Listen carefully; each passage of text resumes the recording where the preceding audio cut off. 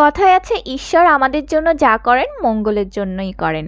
তবুও মাঝে মাঝে আমাদের মনে হয় আমাদের জীবনে এত দুঃখ, এত কষ্ট, এত প্রবলেম কেন?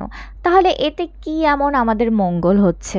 তবে সবসময় নেগেটিভ না ভেবে মাঝে মাঝে পজিটিভটাও ভাবতে শেখো, তাহলে দেখবে যে জীবনটা অতটা কঠিনও নয়। So hey guys, welcome back to my channel. কেমন আছো তোমরা সবাই? নিশ্চয়ই ভালো আছো, আর আমি তো সবসময় ভালো থাকি।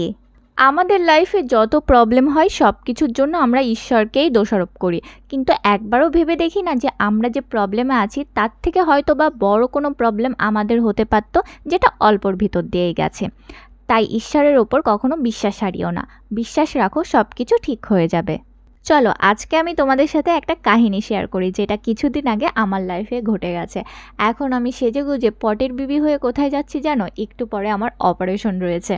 বাট মজার ব্যাপার, আমার একটুও ভয় করছে না, কারণ কি এই নেক্সট সেকেন্ড আমি ওটিতে ঢুকবো। এই হলো সেই নার্সিংহোম যেখানে 2 বছর আগে আমাকে ফেরত পাঠানো হয়েছিল, মানে তারা কোনো লাইফ রিস্ক নিতে চাচ্ছিল না বলে।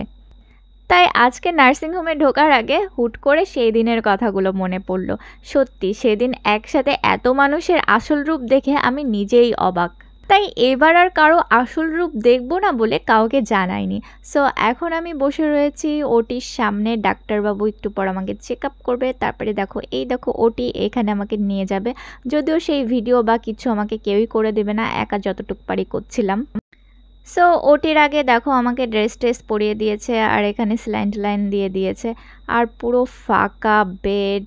ওটিতে যাওয়ার আগে একটা লাস্ট ভিডিও করে রেখেছিলাম, যদি মরে যাই তাহলে আমার ফোন দেখে ভিডিওটা কেউ আপলোড করবে। যাই হোক, অপারেশনটা সাকসেসফুল হয়। আমার 3 ঘন্টা পর মনে হয় জ্ঞান ফিরেছিল। আর এই ভিডিওটা আমি নেক্সট দিন করেছিলাম, যখন আমাকে দেখতে এসেছিল বাড়ির লোক। আসলে নার্সিংহোমে বাড়ির লোক তেমন একটা অ্যালাউ করে না, এখানে আয়া আর নার্সরাই সব কাজ করে। এখানকার আয়া আর নার্স দিদিরা এত ভালো, বলার মতন না। আর সব সময় আমার কাছেই বসেছিল এরা। প্রায় 7 দিনের মতন আমি নার্সিংহোমে ছিলাম, আর নার্সিংহোমে ফোন একদমই অ্যালাউ ছিল না। যখন আমার ফ্যামিলি মেম্বার আসতো তখন একটু টুকটুক করে ফোন ইউজ করতাম।